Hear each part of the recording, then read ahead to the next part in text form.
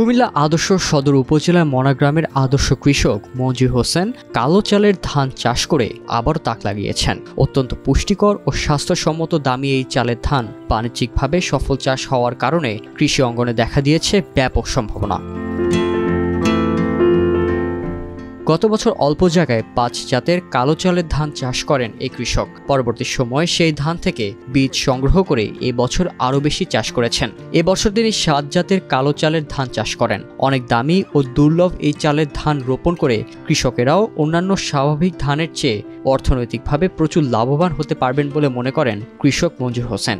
ওই চাউলের ভিতরে ব্রণ জীবিত ছিল, ওই ব্রণ থেকে আমি এই আজকে যে ফসলগুলো দেখছেন এই ফসলগুলো উদ্ভাবন হয়। 7টা জাতের ধান আছে, এক একটা ভ্যারাইটি এক এক দেশে। বিশেষ করে এই চাউলের উপকারিতা ইতিমধ্যে অনেকেই জানা হয়ে গেছে এবং সারা বাংলাদেশে আমার কাছ থেকে বীজ সম্প্রসারণ হয়ে চাষাবাদ হচ্ছে, সেটাই আমার কাঙ্ক্ষিত স্বপ্ন।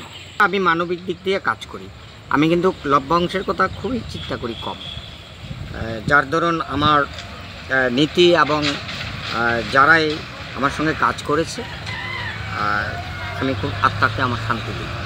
2 বছর আগে বেগুনি পাতার ধান চাষ করে সুনাম অর্জন করেন এই কৃষক। এবছর প্রায় 2 একর জমিতে বেগুনি পাতার ধানের সঙ্গে 7 রকমের কালো চালের ধান রোপণ করে সফলতা পেয়েছেন।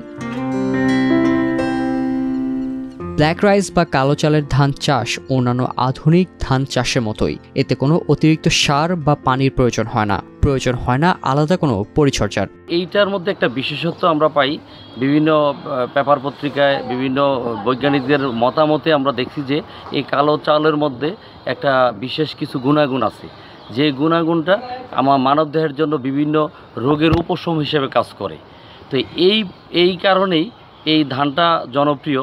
ঠিক আছে, সারা বাংলাদেশে যদি আমাদের লোকজনের চাহিদা অনুযায়ী আমি চাচ্ছি আমাদের মঞ্জু যেভাবে চাষাবাদ করে এইটা আমরা সারা বাংলাদেশে আমরা আরও ছড়াই দিতে পারবো। বিশেষজ্ঞদের মতে কালো ধানের চালে প্রচুর পরিমাণে অ্যান্টিঅক্সিডেন্ট থাকায় শরীরের রোগ প্রতিরোধ ক্ষমতা বাড়ায়। এতে থাকা ফাইবার হার্টকে সুস্থ রাখে। এই ধানের চালে রয়েছে ডায়াবেটিস, স্নায়ুরোগ ও বার্ধক্য প্রতিরোধ ক্ষমতা।